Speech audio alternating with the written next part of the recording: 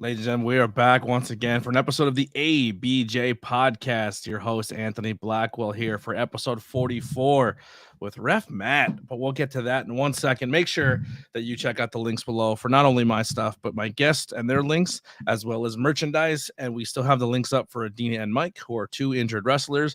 I don't have links up for this current one, but just found out today that Big F and Vinny tore his ACL and will be out of wrestling for quite some time. Once again, all these injuries from these performers, they take away from their bookings and their dreams, but it also takes away from their shoot jobs and ways to make money. So keep an eye out on the scene if you're a wrestling fan of who's hurt and who's not hurt and who you can support. And keep that in mind when you're at a show and go buy a t-shirt and support these people, because in 1 second they can go in there and it all could be over, or they can be out of work for 6-7 months and it's hard to pay the bills. And they're doing it all for your entertainment. Let me get my sponsorship read here. So elevate your style with Frackville's brand 1470. 1470 is a reinventing style by bringing traditional and nostalgic apparel to Frackville and the surrounding areas in School County, Pennsylvania. They pride themselves on hometown heritage and community. Elevations 1470 is where the trail begins. You can find them at www.elevation1470.com for all the latest and traditional and nostalgic styles in School County, Pennsylvania. Clips on the podcast have been doing really well. Been putting them out 3 a day, trying to get caught up with them. So I'm trying to do 3 different ones Monday through Sunday. People are really enjoying the clips, and they're actually going back and watching previous episodes, and that's the goal. So thank you guys so much. I have no new reviews from previous podcasts. But if you do them on Spotify or Apple, I should be able to find them. If I don't read yours and you're like, hey, you haven't read mine, send me a screenshot. Let me know you did it, just because sometimes I don't get the alerts. Also, his Facebook side, I think we just hit 617 subscribers. So we're flying on our way up to that precious 1K. So we're getting there. So if you guys are watching this, hit that share button, let people know what you're watching and what you're into, and tell them to check it out. So without further ado, let's bring in my guest.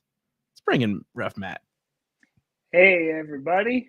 What's going on, Matt? Your infamous clip has been played numerous times on this podcast.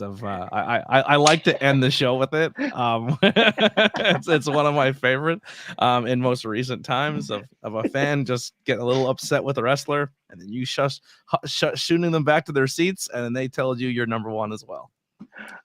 So in the minutes and really days following that, I was just like, I don't feel so great about this. I got home, I tell my wife what happened, and she's like, no, you're fine. You were well within your bounds. I messaged Rosh, and I'm like, Rosh, I am so sorry.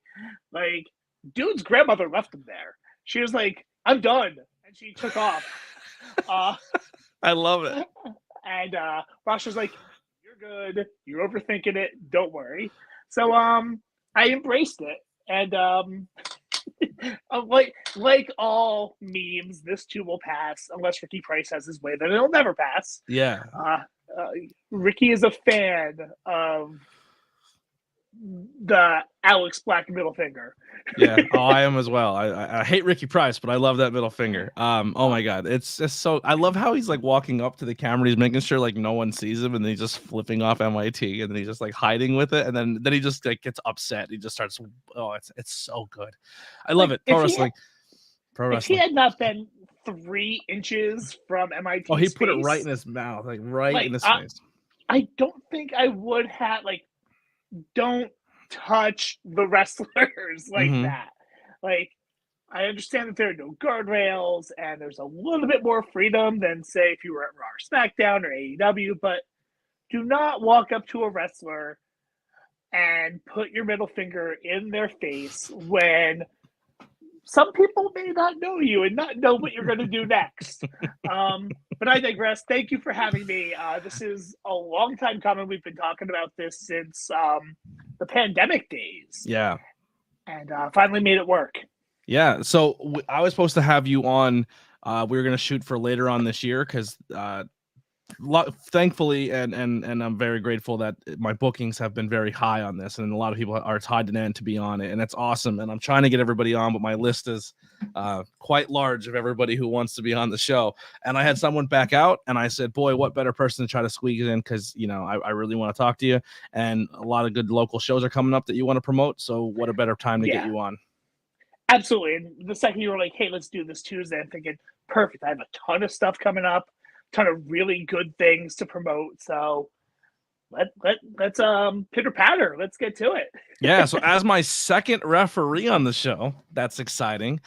First one, Ref Gina, who is unbelievable. I really, really appreciate and love the aspect of a referee. I think a lot of times in the wrestling business it gets overlooked.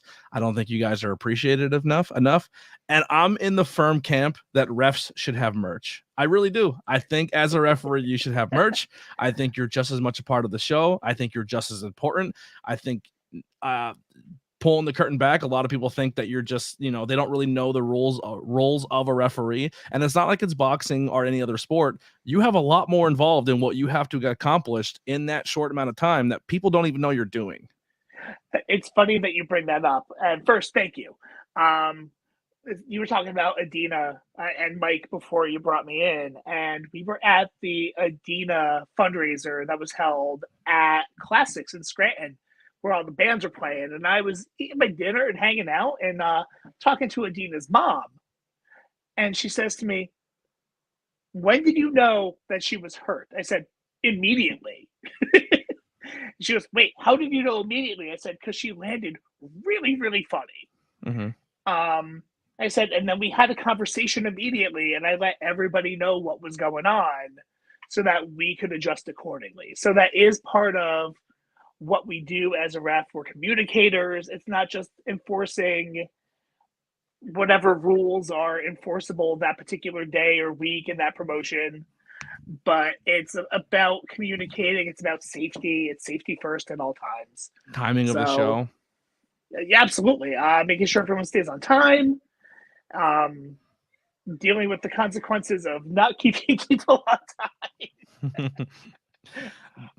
But how you just said there that you seen her go down awkwardly, and actually you kind of like during the match, if you go back and watch it on Smash Master Wrestling on YouTube, you could actually see you you react to the bump. And it wasn't just like a ref react to a bump, like it was a legit reaction. And how you said, I immediately had a conversation with everybody. But as a fan, they have no idea that conversation just happened because you're good at what you do.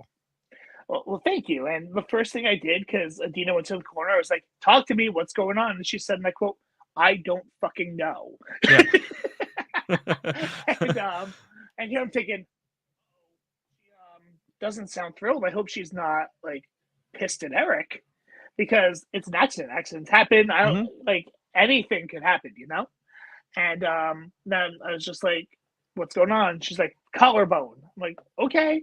So I go over to Kit and I'm like, collarbone. And and then they're in the chin lock. I'm like, hey, when she comes back in, watch the collarbone. And they pass it all around. And that's all part of it. Yeah. So neat. It's so crazy. Like, as a longtime fan, I didn't know any of that stuff existed. But being in the business and learning that, it to me, it gives me such a more of an appreciation of the referee's role in a wrestling ring and what you guys do and how you guys keep people safe. And honestly, like when I talked about it before with Ref Gina, you're actually working with people who, like athletes, don't want to say when they're hurt or don't want to say quit or don't want to stop the production of the show. And then you're sitting there as a referee going, you're legit hurt. Where do I make my call here? Yeah. And that does become a judgment call, and you kind of trust the performer and you trust to an extent, because sometimes you're right, adrenaline's going, you don't know how hurt you really are, but you try to trust the performer as far as you can until you can't. Yeah. And a great way to the best showcasing of that, where this happened not too long ago, maybe within the past couple of years on live TV, was Matt Hardy when he took that bump off the scaffolding and he hit his head, and Ref Aubrey called the match and Matt kept fighting and it kept going on TV. And you could see her legit fighting with Matt Hardy, who's not conscious, but his body's keeping him moving. And she's legit like, no, this match is over. But the cameras kept rolling and that's happening in a live $1 million production television show. And she's trying to say for fighter safety, like, he's legit hurt, and it just kept rolling. You know what I mean? Like, that's a tough spot to be in. It's very difficult, and she does a great job with stuff like that. And she hasn't been in the business her whole career. Like, she was not a long-time wrestling fan. She was someone who kind of started in the independent scene and then quickly got picked up by AEW because of what she brings to the table and her attitude and her, like her being her. Absolutely. And I met her at the first Pizza Party wrestling show at Mania Week 4 years ago when it was in New Jersey. Mm-hmm. And she's super nice, and she's come a very long way. She's good at what she does. Mm-hmm. Yeah, she's super entertaining. And I think she's a video game developer too. Like, she actually codes video games and stuff like that. Like, that's her legit passion besides wrestling. And hopefully she can help them figure out what's going on with the game and have it come out. Yeah, I think the game's good. I just think right now they had issues with the rating because there was supposed to be, when you bled, it was supposed to drip onto the mat, and the rating system was like, nope. And then the name of the game kind of got flagged by GCW, Fight Forever, because they're like, hey, we had a show called Fight Forever, and that's ours. So now that's kind of holding everything up. I was talking to Heather the other day, and he told me that he saw a clip of someone throwing a Molotov cocktail in the game. Yep. And he's like, because all the times that happened in AEW, they had to make sure that was in the video game. Yeah. Yeah. But I'm sure that's not all we're here to talk about. No, this is the prime example of when a host of a podcast has ADHD and we just go on these side tangents, you know what I mean? But speaking of professional wrestling, Matt, when did you fall in love with this industry? When did you become a wrestling fan? I've been watching it as long as I can remember. My father spent a good portion of the 70s going to Madison Square Garden during Bruno's reign and Pedro's reign. He was there because he lived in North Jersey. In turn, then I lived in northern New Jersey till I was 9. And he took me to my first show the summer before we moved to Pennsylvania. And it was actually an independent show at the high school that he went to in Clifton, New Jersey, which is now, I think, a middle school, Christopher Columbus. And it was in their football field. It was in the middle of June. It was headlined by Don Morocco against Bob Orton. And an indie show. That's crazy. Yeah. And then the next week, WWF was at the Meadowlands, and we went to that too. And the main event was Warrior Rude for the title. Nice. I'm a huge fan. I still rib my brother to this day because while he was 6, he fell asleep for the main event. I'm like, you missed Warrior. And now he's almost 40 and doesn't watch wrestling. And he's like, yeah, I don't care now. Yeah. But you cared when you were 6. I fell asleep during a NASCAR race, Pocono front stretch, just out cold. So when we moved to Pennsylvania, we moved to the Poconos, and the second house that we moved to was actually in Effort, 10 minutes from Pocono Raceway, close enough that you could hear the cars if you muted your TV when the race started. Oh, wow. And we would go because that's just what you did in the 90s. And my dad would build this big deck on the back of his pickup truck, and we'd go in the infield and watch the race there. And let me tell you, at 13 years old, the infield's a wild fucking place. Yeah. So my dad, for years would tell me the infield. And he said, I'm not taking you into the infield until you're 18 years old. And I was like, why? He goes, it's redneck Mardi Gras. It's just, there's drugs, sex, and rock and roll going on in that park, in that infield. And 18 years old, he was not lying. First 3 minutes in, there's a woman performing, let's just say, a mouth hug on her husband in front of everybody. Girls were flashing whatever they had. I was immediately handed a beer because I was wearing a Dale Earnhardt Jr. Budweiser hat, and they're like, "You have Junior on your hat. Here's a beer." And I was like, "I'm not gonna say no." And I'm 18 years old. So, speaking of beer, and at minimum beer, this happened. The truck parked next to us. They were from West Virginia. They had a deck on top of their truck, a tarp hanging off of it with a picnic table underneath. 6 a.m., this woman walks off the deck, through the tarp, through the picnic table, to the ground. Her husband climbs down, looks at her, looks at the tarp, looks at her, looks at the tarp again, looks at her, fixes the tarp, gets a beer, and climbs back up to the top of the truck. My dad's freaking out, like, this woman needs medical attention.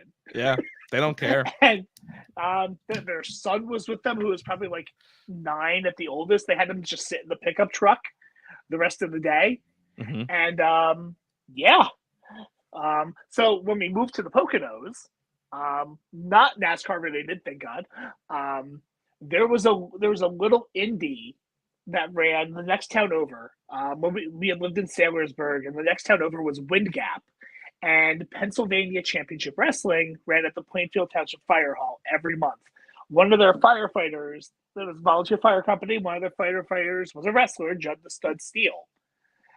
So he had a promoter's license, and he would run shows. And we would go because it was 10 minutes from home, and it was super cheap. And it was in that moment that I realized that anyone could do this. You didn't have to, because like that first indie show, like, you're seeing Don Morocco, you're seeing Bob Orton, you're like, yeah, this is kind of a thing. But like, you're seeing just these local dudes, and you're like, this is something I can do. So it made me realize that in the moment. And now here I am. Now, how did you transition later from that fan to a referee? Did you go to wrestling school? Did you do I want to be a wrestler first and then transition to a ref? Did you always want to be a ref? How did that plan out? So, in April of 2000, I showed up to Valley Championship Wrestling at Cafe Metropolis in downtown Wilkes-Barre. That was a mecca for the local scene, huh? Yeah. And that night, I met Brad and I met Eric, and I was going to be a wrestler. And the gentleman by the name of Joe Sposto, who looked at me and said he would make a good referee. I was like, yeah, sure, whatever. I was like, I'm going to train to wrestle. But I was going to college here, and I was going home to the Poconos in the summer. So I was like, I'll start in the fall semester. I'll just kind of hang out for a bit. It turned into me working a couple shows as a referee. Later on, I did wrestle a few matches. And then that all shut down because it was all very, very legal. And Phil Stamper had come into the fold. And Brad and Joe, and Joe being Joey DeVino, Brad's old tag partner, and some of the other local guys, J.S. Michaels, had gone up and done that. When Brad and Joey found World Star Wrestling, that was where I came back into the fold on the independent side. And I started as a backstage interviewer, and I became a ring announcer. At one point, I was a manager, but I still at that point wanted to wrestle. World Star kind of petered out a bit locally, and Joey, Brad's old partner, opened a hardcore venue called The Zoo, which was upstairs from another hardcore venue that we had moved to when we moved out of Metropolis. And Joe bought a ring, and Eric Pinhat was running training at the music venue, and all you had to do was work at the shows and help bands carry equipment up and everything. One day, Eric and his tag partner, Irish Kev, at that point they were the ring crew. They were booked at Groundbreaking Wrestling in Hanover, Pennsylvania, which is run by Greg Excellent. And they had no referee. So they're like, hey, Matt can ref. And I've been working on it a little bit in training because I realized how little I liked to get hurt. So I decided that wrestling really wasn't for me, but I still wanted to do something. And I just kind of fell into the refereeing thing. And now that was 2004. And now here I am today. Now, were you always, did it ever happen like the mental state of like, well, I don't want to be a ref. I don't want to be these other roles. I want to be like, did you ever struggle with that? Maybe at first, but I don't think there were a whole lot of referees around at the time. So I actually was getting out there more as a referee, and I just kind of settled into it. Mm-hmm. And I was very quickly in a lot of different places. After the groundbreaking wrestling thing, within 3 months, I was in Chikara. And because I had ring announced for them over the summer, thanks to my old friend Shane Storm. He was like, hey, Carolina Gym's not available for Young Lions Cup. It was the year that Sweeney won the Young Lions Cup, Young Lions Cup 2. But my friend Matt, he ring announces in Wilkes-Barre. I could bring him, and next thing I knew, I was there. And then there was an idea for me to be involved in a very specific angle as a referee. And then that angle never materialized, and I just wound up on the roster for 3 years. Yeah. I mean, regardless of how things went down in that promotion, but boy, the who's who of wrestling in the Northeast area came out of that promotion. Yes, they did. And I don't know if you're aware of this, but this right here, this is what I was getting when we were off the air. This is every match I've ever reffed. What? Written down in a book. And you go through here, and some of the names that you see, it's unbelievable. The people that, because of Chikara, I got to share a ring with. Have you ever reffed one of his matches at Chikara? I reffed his first match in Chikara. Really? Yes. When he was still the Right Stuff Brody Lee, and he beat, actually he lost to Jerry.TV, who was Equinox at that point. Yeah. That's so cool, man. Yeah, I actually was when we were at Hamburg. I bought a bunch of like 8x10 old Chikara 8x10s off Gary, and like I have like the Colony, I have the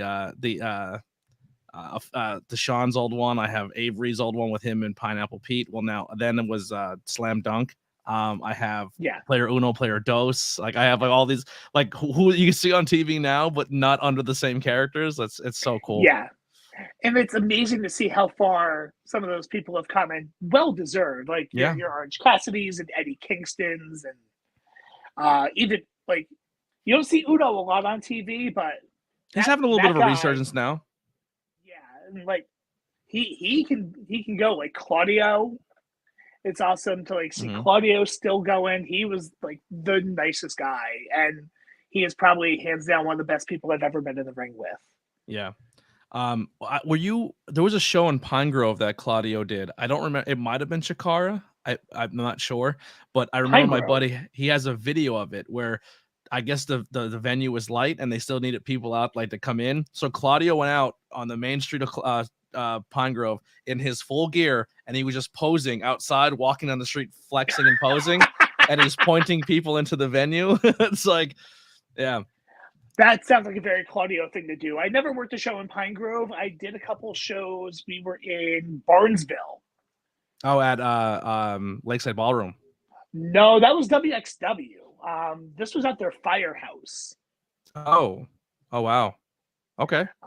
I did do a couple shows at the Lakeside Ballroom when I was in WXW, which actually came when I left Chikara under the most sprinkly of circumstances. And if you know, you know. But Phil Stamper called me one day and he's like, hey, can you get to Allentown for WXW? I'm like, yeah, sure. And WXW, as a point of reference, had done a show at my high school when I was a senior in high school. Like WXW was the place locally because there wasn't a lot locally. And I remember I wrote for the school newspaper and I interviewed a couple of the wrestlers and all that stuff. I'm like, that's pretty cool. And now I'm going to be on their show. Yeah. And I was there for 10 years. And WXW, for the ones who don't know, if you're not local to the area or you're just hearing, that is essentially the Wild Samoan school. Yes. Yeah. And for example, that is where Ace Austin came from. More like further back, that's where Batista trained. was at the Wild Samoans. And that's where Mickey Rourke trained for the movie The Wrestler. And he was at a couple shows. He would come in and just be like, hey, guys. I actually seen photos of, and I don't think a lot of people know this, but Trotsky was telling me that it wasn't actually Mickey Rourke was the first pick. The first pick was Nicolas Cage. And Nicolas Cage came and trained and bumped and was like, not a chance, and left. Hard no. Yeah, he's like, not a chance. And I mean, Mickey Rourke did a fantastic job, but yeah. So kind of going back to the role of referee, and it's more than just putting on a striped shirt and counting to 1, 2, 3, or asking somebody if they quit. There's a lot more movie magic behind it. There's a lot more involved in what you have to be as a referee. Training at a place where essentially your backyarders who have a dope venue, then transitioning to all these other venues and all these other spots. When did you actually have someone pull you aside and say like, hey, this is where you have to do this or do that? Or did you just kind of pick it up along the way? So I picked a lot of it up along the way. And I actually remember there was a conversation in Reading, and it opened my eyes to a lot. It was after I was at a Chikara show, and Icarus pulled me aside and he's like, why do I have a feeling that they just kind of taught you the rules of wrestling and that was that? Because like Eric had never trained a referee. So God, we're talking 20 years ago. Eric was great at teaching bumps. Eric watched me take flip bumps for an hour and a half a night for like an entire for 3 training sessions in a row until I got it. Yeah. But as a referee, he was only like 2 years in as a wrestler himself. So a lot of what I got along the way, and I made a lot of mistakes, and I'm sure I pissed a lot of people off. And for that, I apologize. 20 years later. You were still learning. Like you're just out there doing it, getting it done. If you didn't put the shirt on, nobody else would have. You know what I mean? Yeah, this is true. And I got out there and I got it done, and I learned as I could.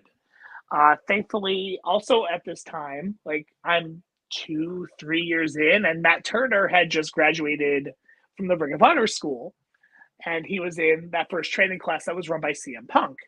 So Turner was booked everywhere, and he would just tell people, I've got a rep I can bring. So next thing I know, he calls me up. He's like, hey, let's go to Massachusetts. And we get in the car and go to Boston. We would go to Delaware. We go all over the place. And that experience helped me learn more about reffing and learn more about the process and working with different people. Because I'd be at Chikara 2 days a month. We'd do Friday, Saturday, sometimes Friday, Saturday, Sunday. But I was always with a lot of the same people, which is nice for comfort. But they also kind of had their own rules there as well. There was a little bit different. Oh, Chikara rules are way different than normal wrestling. Yes. Oh, absolutely. We're getting on the road with Turner, and subsequently then getting into WXW taught me, like, it made me more versatile and really filled in those gaps. Yeah. I remember the first time I seen Lucha Tag, I was like, what is happening? And they're like, oh, that's the rule here. I'm like, what? And then I watched it. I was like, now it's my favorite form of tag team matches. I don't know how it is as a referee, but as a viewer, I prefer Lucha Tag over any other type of tag team match. I love the flow of Lucha Tags. It takes away from some of the more traditional tag psychology, but that's okay because there's a time and a place for that too. I love tag team psychology. Yeah. I love cutting off the ring, distracting the ref, drawing the ref, that false tags. I love all that stuff. But Lucha Tags have like a smoothness to them. And those are actually now the Camp Leapfrog Trios rules, which you can see on the High Tension Network YouTube page, especially Christmas Trios, where I reffed many Lucha Rules Trios matches. Most of the card. A good portion of it. But it's fun, it's fast-paced, and it's definitely different for sure. Yeah. But you're right. It was a lot of fill in the blanks, fill in the gaps, and learn as you go. Now, on the scene, you've been around for a very long time. We'll just kind of stick with the roles of referees. Who are some people you got to share a locker room with, or some people you've worked with? I know we talked about Aubrey in the beginning that maybe have helped you, or maybe just were good people that you really enjoyed working with. I will never, ever, ever, ever, ever be able to thank enough or say a bad word about Bryce Remsburg. Oh, I love Bryce. Such a nice guy. Bryce was so patient with me when I had no business being in that Chikara locker room, and really taught me. I just kind of learned through osmosis and watching. And the actual physical part of it took a little bit to catch up, but like gathering the knowledge was so helpful. I got to work at WXW with he's now known as Sean Bennett in WWE, and he was also a wealth of knowledge. Learned so much from him. Another guy can never say a bad word about Sean Bennett ever. I'd say those are the two main ones. We had a lot of local reps. Zach Carlucci, I learned from watching him. He was in World Star when I first broke in. Those are the three that really stick out, though. Yeah, and Bryce is another one too. If you go back and watch the old Chikara stuff, he wasn't always a ref. He was ring announcing. He was he did almost every role you can think of at that company at one point in time, and then transitioned to referee. If there is ever anyone in the wrestling business that deserves the success that they have, it is Bryce Remsburg. Yeah, he's. I got to meet him twice now. Once at a show and then once at Deppin's Brewery, and he's such a nice human. Just awesome to be around. Absolutely. Yeah. Now, on the flip side of that, who are some people that stand out? I know you got your book, but who are some people you stood in the ring with and called some matches for that stand out, that that were a lot of fun? I'm pretty sure that this past week, Kevin Owens was in the main last year at Mania. So Kevin Owens and Sami Zayn are the first two WrestleMania main eventers that I have ever shared a ring with, and I worked with at Chikara's King of Trios. If you go back and watch from Chikara's Negative Balance, Mike Quackenbush and Claudio Castagnoli for a long time stood as the best match I ever refed. May still to this day. Obviously, matches with Orange Cassidy, I spent a lot of time with him. Eddie Kingston, but then also on the flip side, I was actually just talking to my friend Kyle about this today. I once worked a show in East Stroudsburg that Kamala was on. That's great. It was around the time that his R&B album came out, and I'll never forget. I was the only rep on the show. He comes out for his match. It was a title match, so they work their magic so that Kamala wins, but doesn't win the belt. He's walking in the ring, and he looks at the crowd. And he goes, "I'm going to take this belt back to Mississippi. Uganda." Yeah. Every now and then I watch the old Mean Gene Okerlund outtakes on YouTube. If I'm having a real bad day, I just put that on because there's no way you can't be happy and watch that. And the one is like him reading the newspaper, like, "What are you doing? You know you can't read English." Like he's like, "Oh, I'm from Uganda." Like he just like almost forgets his character. Yeah. He was so nice. Also at Big Wheel, I once worked a show with, Christian Cage. That's dope. They brought him in. There was a little promotion that was running in Stroudsburg at that point. The show before that, got to work with the New Age Outlaws and be in the ring while they did their whole entrance. One time I worked Maryland Championship Wrestling. Scott Hall's son was booked. And Scott Hall did the survey, and I'm in the ring for it, trying not to mark out. The one time I worked a show in Nanacoke, and the Honky Tonk Man was on the show. And he walks over to the other side of the Nanacoke Armory where the microphone was, because it was nowhere near the ring. And they didn't have a wireless one, so he just kind of walked over there. There's a little stage. And he goes, "Who wants to hear me sing my song?" And at that moment, I did not care. And I was just like, "I do." "I do, please." In the chat, Moonlight Skyro says, "Is Ron Simmons in that book?"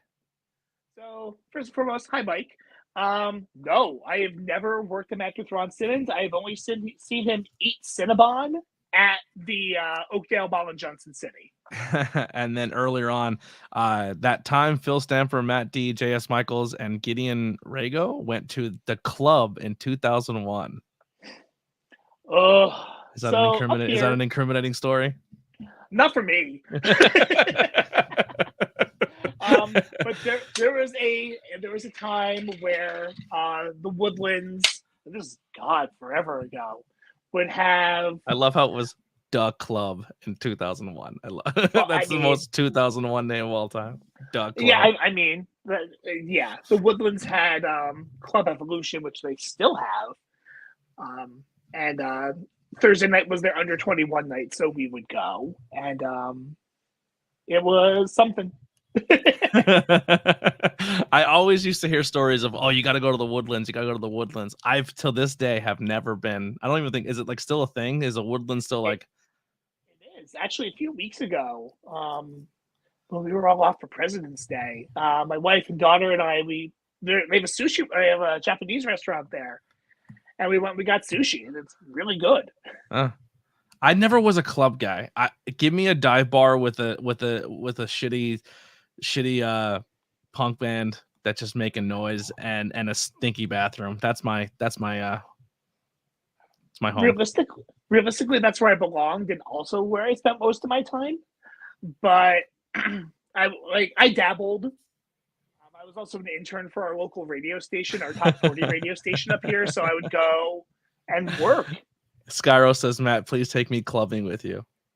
You're going to have to ask Jay Freddy and Commander Effects to do that. The one time they came down and worked GSW, they went to the Woodlands after. That's crazy. But that is well outside my wheelhouse. It was outside my wheelhouse then. But now it's well outside my wheelhouse. Yeah. So you talked about a lot of the big names that we've seen on TV, referees. Who are some talent locally that you've seen? And I know this kind of can go to the Kevin Owens, Sami Zayn's, Claudio of the worlds before the world knew who they were. But who are some people you stepped in the ring with as a ref and you just watched them work and be like, they're special. They're someone who's going to take off. They're someone who has a lot of potential. There are a lot of those. I mean, we are very lucky in Northeast Pennsylvania to have that kind of scene where, like, I remember working little shows in Hazleton with the company that became True Wrestling with, like, Tony Deppen working on the shows, and, like, Clay Drescher, who I wish was still more active than he is today, like, out there doing his thing. And like, you look today and you see Mike Skyros out there really becoming a leader. I talked to him about this at the High Ground show, the one High Ground show that I worked before I decided not to anymore. And I was like, okay, so he wrestled Bambino, who I've known since GSW days when he would come to shows as a fan. And like, I told him, I'm like, I wasn't sure how this was going to go, but you led and he put his work in and it was fantastic. Trying to think of some other guys who just looked like they had it. Whether it be as a tag team or in singles, when you had Brute Van Slyke and Kevin Graham in 2015, 2016, 2017. And Brute is still out there plugging away and getting back on the road more and doing more, but he went to Japan. He teamed with the Great Muta. Kevin moved to Texas and stopped wrestling and now does a very good podcast. He has a whole podcast network called Brain Wreck TV that everyone should check out. But those were guys. Getting to work with Jerry when he was Vin Gerard and Equinox, getting to work with Shane Storm and Stigma, getting to work with guys like Hollow Wicked, who is the most slept on wrestler in at least the Northeast. I watched an old Chikara that we did a review show on, and it was the one that when it was in Pottsville at Goodfellas, and Hollow Wicked wrestled. It was a tag match, but the two people they wrestled were it was two females, and one of them I think is Uno's wife, not Uno, not Uno. Shit. NXT. Oh my god, I'm having such a brain fart. Whatever. Anyway, she was there and she beat the dog shit out. Like Wicked takes some sick ass bumps and like he was so good. That whole state, like I caught on a lot of the Chikara after. Like I didn't really know Chikara was a thing, and then I did the Camp Leapfrog stuff, and then I started going back and watching Chikara, and man, like him, Mantis. I love Mantis. Like they're all so good. Absolutely. I got yelled at on a conference call the other day for saying absolutely too much, and now I'm doing it here. One other guy to add to this conversation is Joe Gacy. Wow, yeah. So I remember when Joe was coming to WXW as one of DJ Hyde's students. He was the first Xcite wrestling champion. And just to see how far he's come, I was showing, he posted something on his Instagram the other day, and I showed my wife, I'm like, look at Gacy in the arena where the Lakers play. Look at this. Mm-hmm. It's just so cool. How about I mean, he's not really the Pennsylvania scene, but he's part of the Northeast scene. And you look at him in the independent scene, and you look at him now, Damian Priest. Moving on. But I'm saying like how he transformed himself and how he, you know what I mean, put the work. He if you've seen pictures of him then and now, he's not the same person. Fair enough. Yeah. Well, I guess I'll leave that one alone. But also guys like Anthony Green would come through. I love Anthony Green. He's so good. He was a ref. And I was on shows with him as a referee a few times. Then he started wrestling, and now he's all over the world. Like, it's cool. We are so privileged to be in the Northeast and always have eyes on us and always have all these guys like really making it and really getting out there. Alexander James, who started as a student at WXW. Now he trains at at CZW. Now he trains at WXW Germany. That's crazy. Like, it's insane to see just the growth of all of these dudes. Skyro says Moose has just entered the chat. I guess.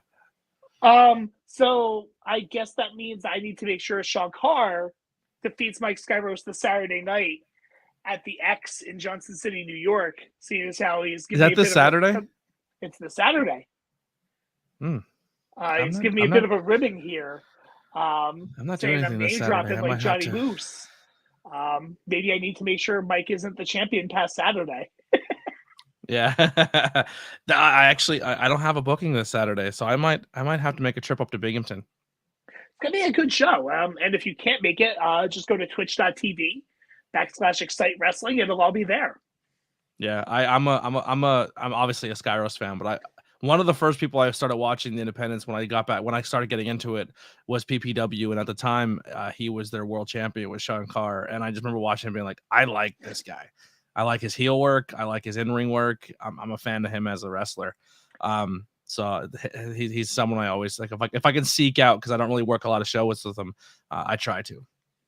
Sean has come such a long way. I will never forget. Couple points in my career with Sean where one night. Oh, hey Pete, welcome.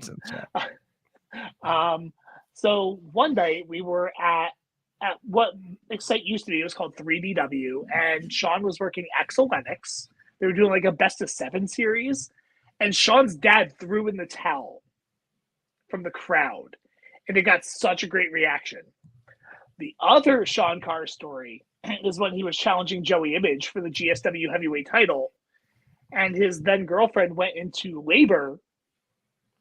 So he was trying to rush back to Binghamton, and they got into a car accident.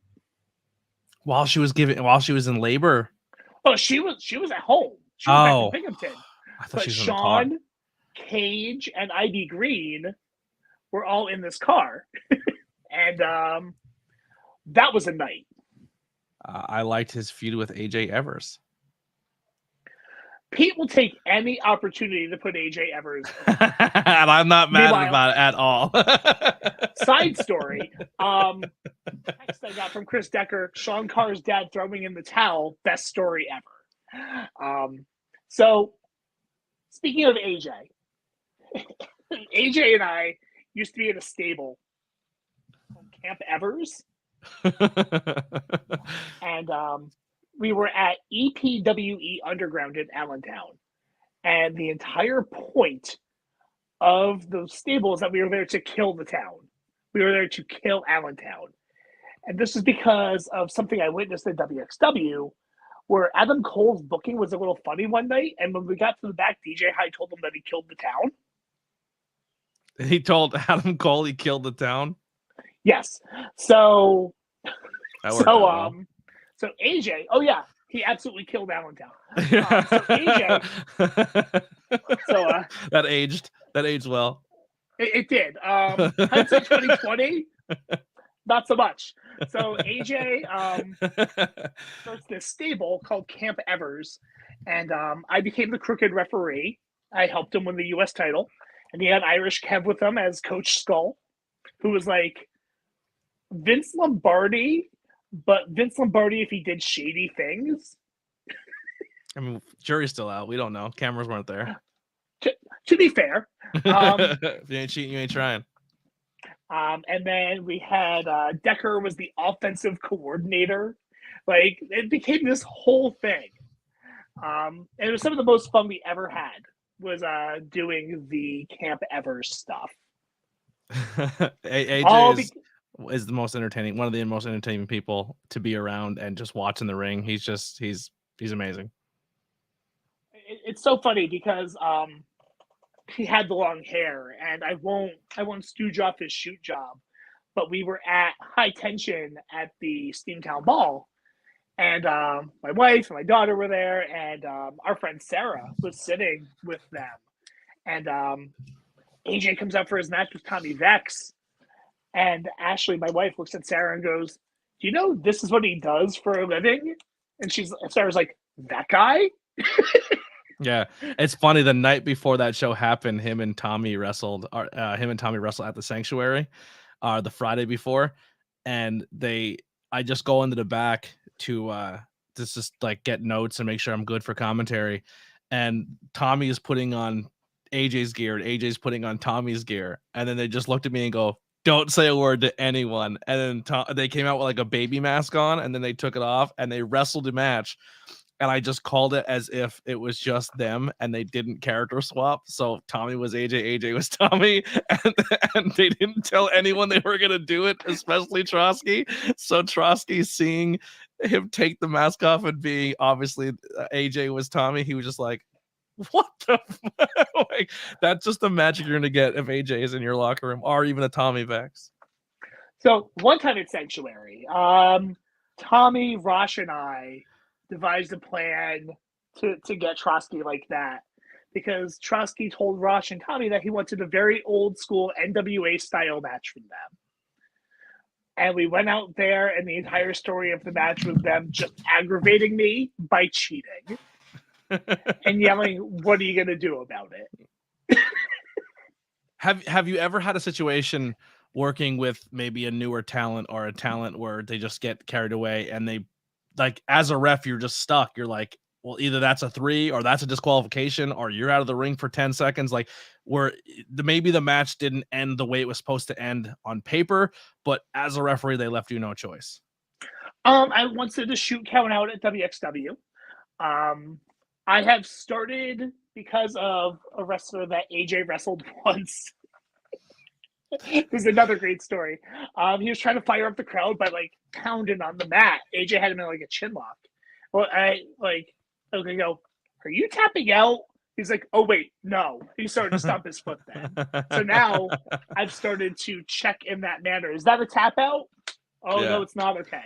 For the record, this guy called the entire beginning of the match with AJ's by saying, we're going to lock up.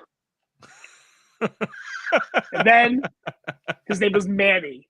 And AJ goes, Manny goes, "Then I'm going to back you into the ropes. I'm going to whip you off the ropes." And AJ's like,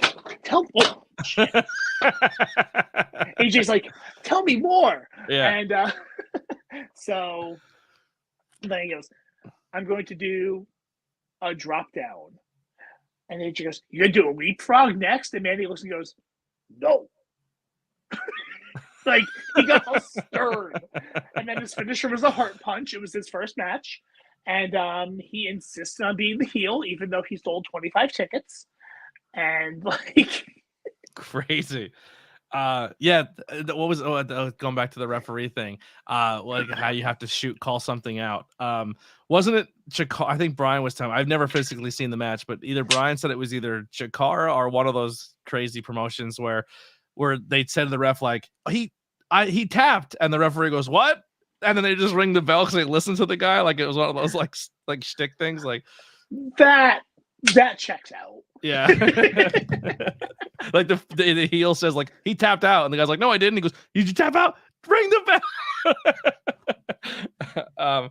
I was about to say, have you ever done any crazy spots of that nature? But I mean, if you look at some clips or look at some recent high tension stuff, you've been known to body slam a few people in your career.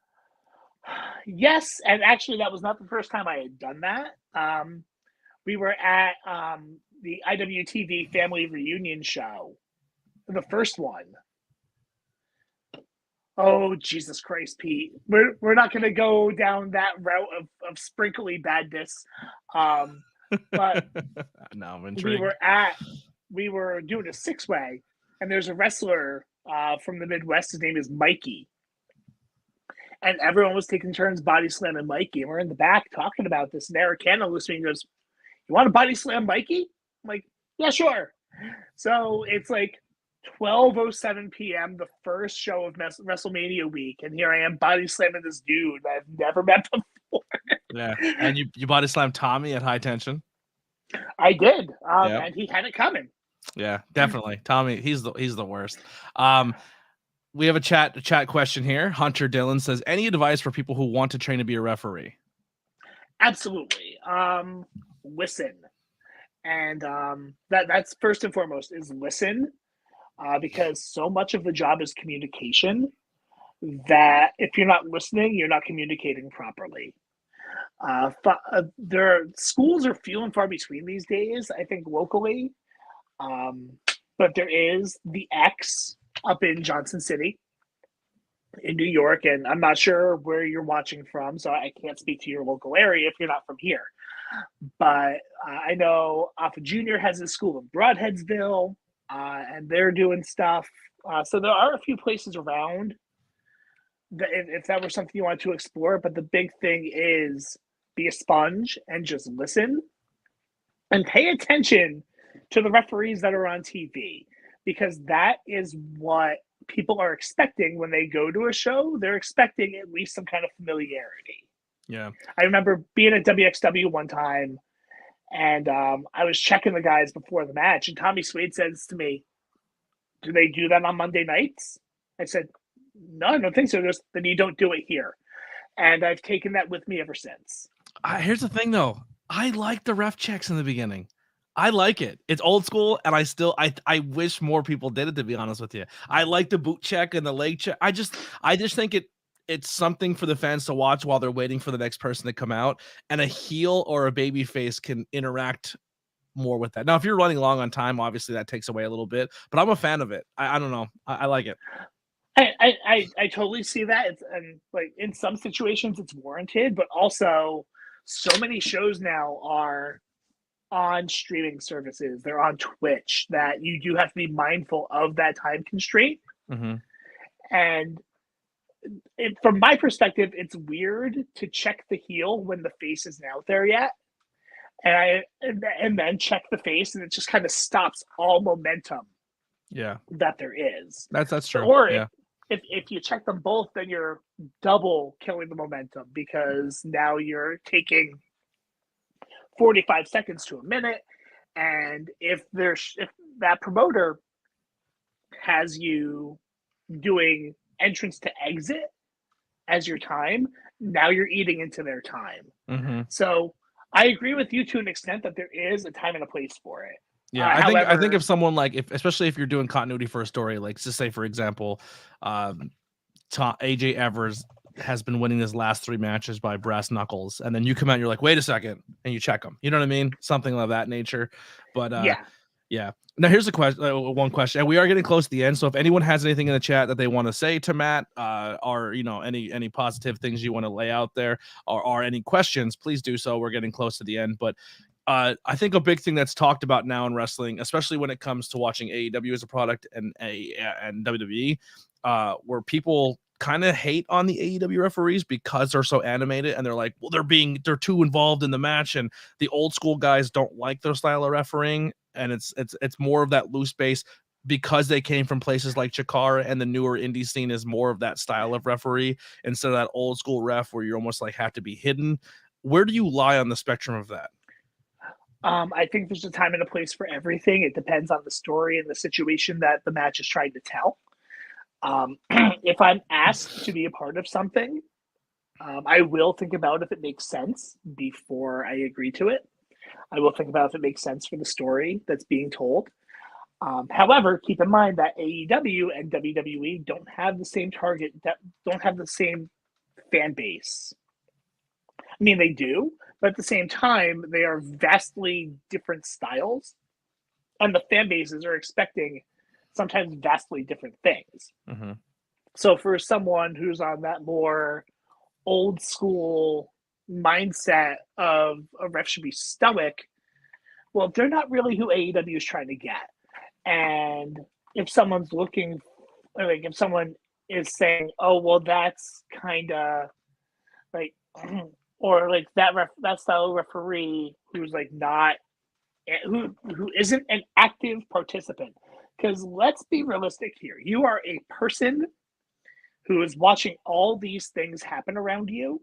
And yes, it's your job, but at the same time, you're watching people get thrown around, and to stand there stoic, like, and not react to it at all, to show no emotion, have no like response at all, kind of doesn't make sense.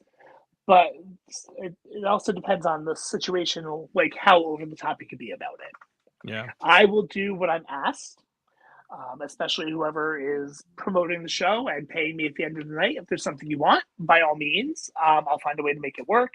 But I will think about it first and see if it makes sense and if it's going to detract from the story that the wrestlers are trying to tell. Because at the end of the day, they're the stars.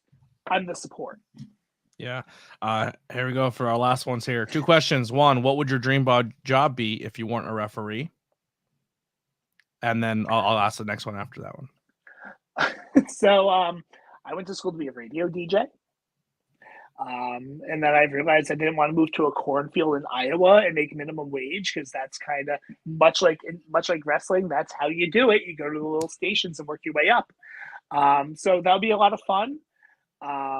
If I could write a letter to my younger self, You're good. Over, so the people audio wise, if you could write a letter to your younger self, what would it say?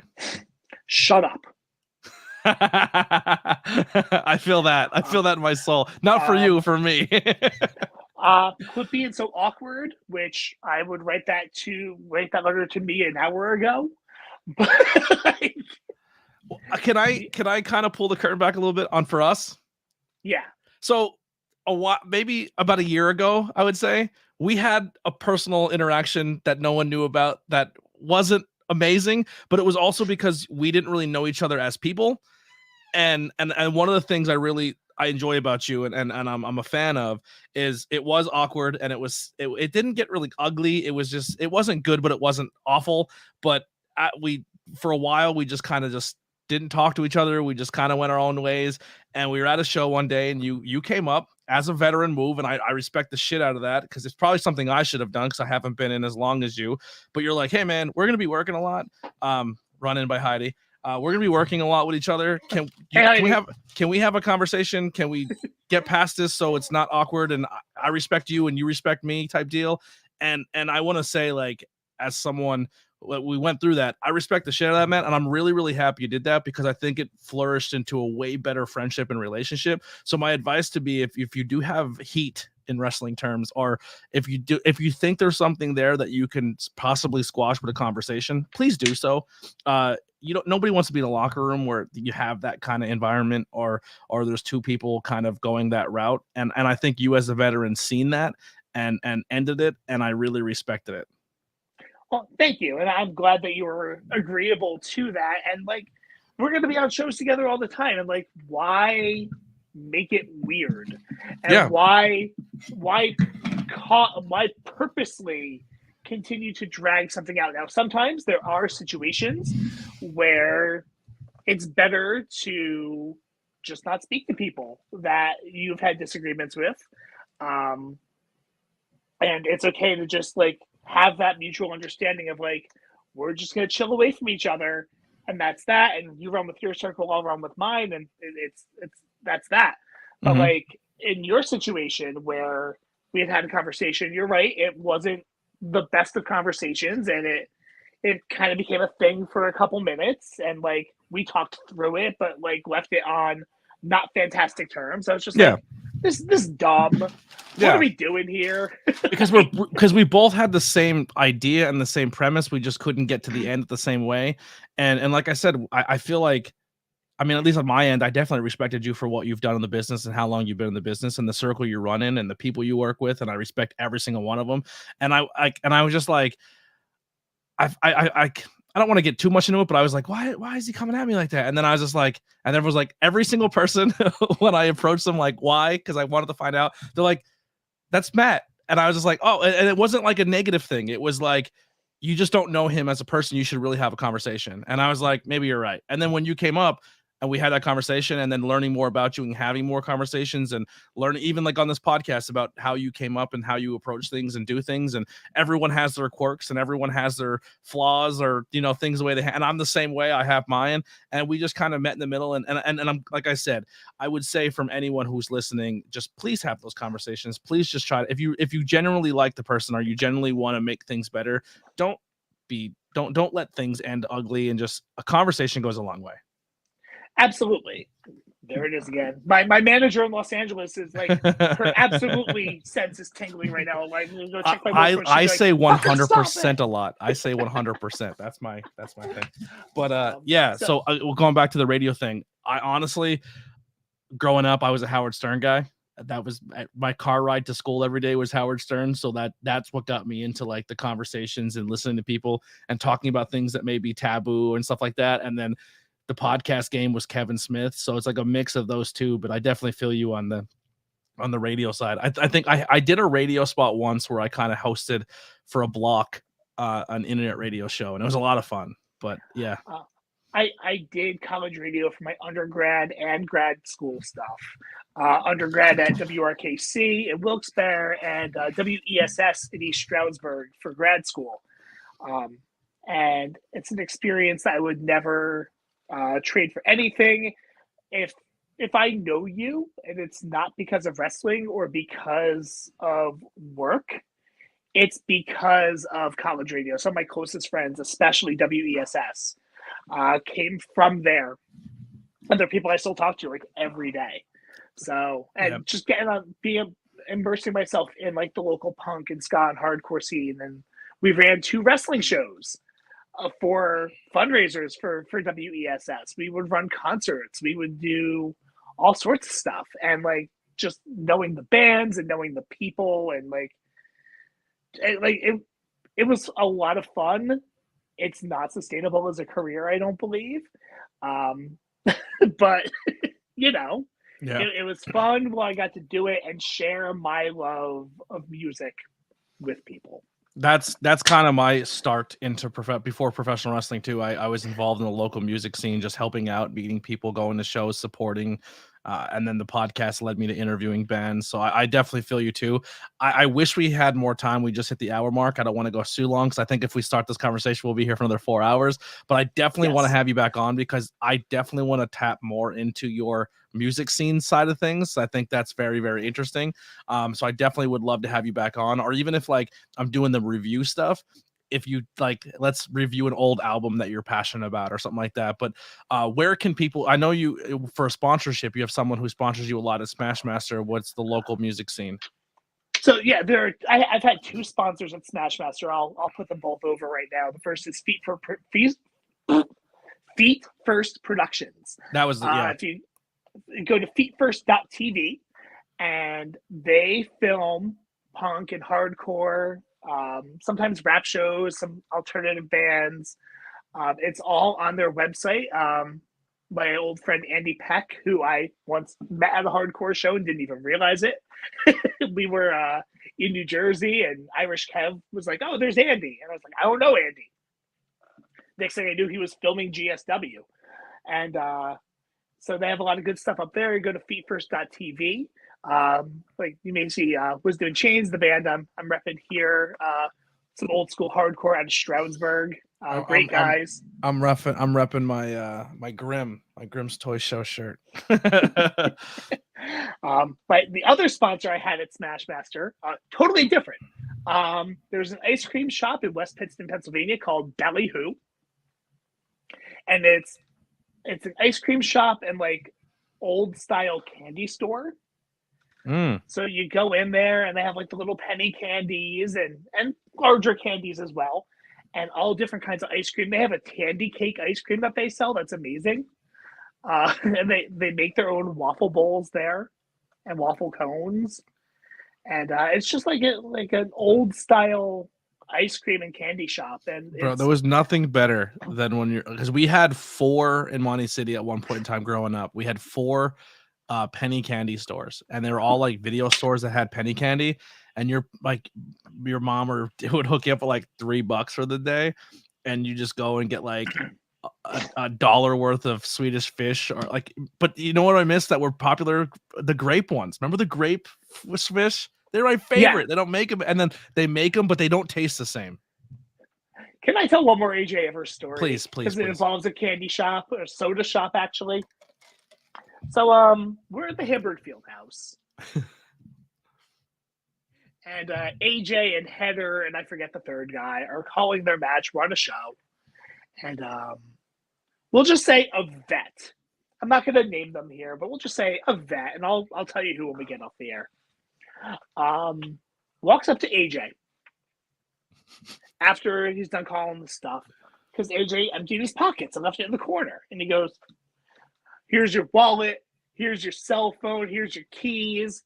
You should be thanking me. I could have taken your debit card or made long distance phone calls on your cell phone." That's a direct quote. Like, I'm not. Please don't make long distance phone calls on a cell phone. Oh no! My bill's gonna. It's my anytime minutes up. So he goes, "I want you to go buy me a Monster." And he's just like, "Oh, that's funny, yeah." And the guy goes, "No. I'm serious. Because I didn't steal your stuff, go buy me a Monster." So AJ and Irish Kev, who was doing the Coach Skull thing, and myself, we start to walk the streets of Hamburg. And the only correlation here is that I know there's a soda shop in Hamburg. I think that may be where the Monster was retrieved. We get back. AJ goes, "Here's your Monster." And Vito, the guy. Oops. Goes, "Oh, you're funny, kid. You're a pisser." He's like, "What?" And the guy's like, "Oh, I was just kidding." Like, and AJ's like, "No, you weren't. You were talking about long distance cell phone calls." Like, so that is a great story from a vet that I may have accidentally name dropped and did not mean to. That's right. It's a funny story. I would have bought the Monster and drank it. That's what I would have done. I mean, all those long distance cell phone calls that he could have made. Yeah. I would have purposely left the venue and bought the item and then drank it. That's what I would have done. Here's an empty Monster can for you. Yeah. But anyway, Matt, thank you so much for your time. Well, listen, let's real quick, the links below. Matt, so I asked Matt what links he wanted to put in, and Matt says, "I don't do social media. So instead of that, go check out the promotions I work." So in the links below are the links for the Instagram pages for Labor of Love, Xcite Wrestling, BYOB Wrestling, and Smashmaster Wrestling. You can see Matt on 4/8 in Johnson City, New York at Xcite Wrestling, Labor of Love on 4/23 in Philadelphia, BYO in 4/28 in Olyphant. Is that, did I say that right? Olyphant. Sorry. That's Pennsylvania? Yeah, that's in Pennsylvania. It's actually the town next to Throop. Oh, which okay. is where we'll I'm actually really looking for that show. The card they just put out for that is really good. It's gonna be a real good time. I Yeah. hear the building's a little small, but that's what basement shows are. Yeah. It's supposed to have a basement show feel to it. And there's gonna be like punk music and stuff, right? Like rock music. Yep. There's a band called The Fading Season. They're out of Stroudsburg, and the promoter tells me that they are very good. I haven't had the chance to listen to them yet. I hope more music makes it in their way into wrestling. I love when they crossbreed but done right. Like, I hate when WWE puts someone who sings a 38-second song that has nothing to do with the entrance and then stops. After the show, punk show. I think it's fun. Anyway, and then the last one is going to be on 5/6 through Pennsylvania, Smashmaster, Into the Woods. So make sure you come check out all these shows. Links are below for their Instagram pages that will lead you to their social medias and their websites. And one link I didn't send you, but I wanted to put over. My daughter is a member of a local Irish dance group, and they're called the Emerald Isle Step Dancers. They are out of the mountaintop area with classes also here in Pittston. And they consume a lot of my time because, especially now, we are out of what they call March Madness. We were supposed to be in the Girardville parade, and then that got postponed due to rain, and we wound up not being able to go. But we're in most of the local parades, and they dance at nursing homes for March and everything like that. And I spend a lot of time there, and they're really good people. Also, make sure you see me when you can, because coming August, I'm going to have a newborn and I'm not going to be out there as much. So, like this room that I'm in right now, a lot of the posters are down because it's going to be a nursery in August. Yeah. Well, congratulations. We wish you the family much luck with the new addition. Well, did you reveal what you're having, boy, girl? Yeah, or it's a boy. The first grandson in the family. Like Avery obviously is a girl. You've met Avery. She comes to the shows a lot. But like my brother has 2 daughters. My sister has a daughter. And my sister-in-law has 2 daughters. So we are the first. And it's around the same time. The age gaps are right there. Maybe your baby and Coach's baby are like a new tag team coming up. So Coach was one of the first people I told. Coach, even though we wrestled each other at Backbreakers and we had like our feud, Coach is one of my closest friends, and they are so excited that we're gonna have them and that they're gonna be so close in age. Mm-hmm. But it's funny. I got home the night Adena got hurt. I drove home in that snow, and my wife called me in the kitchen. She just looks at me, and that was when I found out. I was just coming down from like trying to help Adena through this match, and then she's like, "Hey, you did it!" And but no, and I said to her, I go, "Am I done?" I go, "I'm probably done, right, with wrestling." She goes, "Absolutely not. I want you to be able to share it with the baby as well, like you do with Avery." So I'm excited. I'm not going anywhere. Yeah, I'm just not going to be around for a little bit because having a newborn is going to be a lot. Yeah. No, I feel that, and like I said, anyone while you're gone, we're gonna work on Matt D merch. It's happening. You're getting merch. We'll see. Yeah, and all merch goes to the baby, the kid fund, the kids. We're putting your kids in college through your merch. Oh God, no pressure. I could do buttons, but geez, what do I got to do now? Yeah. But Matt, thank you so much for coming on and filling in a gap for me at short notice. It means a lot. I'm glad we had that conversation. I'm glad we had today's conversation. I wish you nothing but success. You've been in the business a long time. You have a lot of great stories. Like I said, that book is super sick. I wish I would have done something like that. But everyone, please go check out those links below. Go check out those promotions and show that support. We'll be back this Thursday with Dylan Mesh on the podcast, which is gonna be fun because me and Dylan Mesh went to the same high school. I actually graduated with his younger brother. Yeah, I graduated with his younger brother. So we're gonna have some reminiscent time of being a golden bear. But I didn't know Mesh. Like, I knew his brother, but I didn't really know him. And so we'll kind of figure those parts out. But then talking to him, he's like, "You know my brother," and then we told him like, "Oh, we're from the same area of 570." So that's really exciting. But that'll be this Thursday, and then we'll continue on this month and keep going. A lot of content on the page, a lot more coming. We have movie reviews. Not sure exactly if we're gonna do a movie review this week. we had a death in the family, but if we can squeeze in time this weekend, we might go see the Mario movie. So me and Heidi will do another movie review that won't be horror movie related. So if you don't like horror movies, we're going to talk Mario movie. But thank you guys so much. Check out the page. Make sure you hit like, subscribe, leave those reviews. And once again, thank you all for the continued support for the ABJ podcast and this content creating journey. Here's some outro music by the Converse Kid. We'll see you next time.